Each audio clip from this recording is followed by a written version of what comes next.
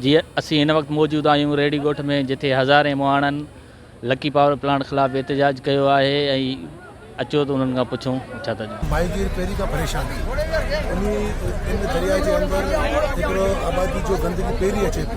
Power plant मज़ीद इन चीज़ खे गंदो कंदो। असांखे त इहो महसूसु थिए पियो कि माहीगीरनि खे मजबूरन करनि पिया कि उतां माइग्रेशन करनि।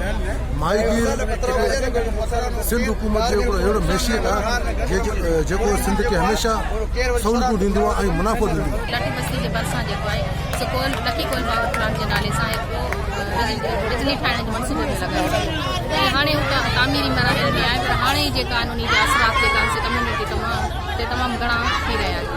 पोइ इहे त हिकु कोनी पुल ठाहिया ऐं 5 फुट पाणी में जेको आहे मटीअ जी भराई करे ऐं ॿाहिरीं मुल्क खां जेको कोयलो घुराईंदा ऐं उन लाइ करे वॾी तादाद में तिमिरे जी कटाई करे जहाज़ जे अचण जो रस्तो माहीगीरनि जा क़दीम रस्ता हुआ जेके अचण वञण जा हिननि जा जेके उहे ही जेके नयूं नयूं कंपनियूं नयूं नयूं जेटियूं ठहनि पियूं इन्हनि जे जेको आहे हिननि जा रस्ता रोके छॾिया ऐं हिननि खे एतिरो दूर वञी घुमी अचणो पए थो जो ॿ टे कलाक लॻनि था।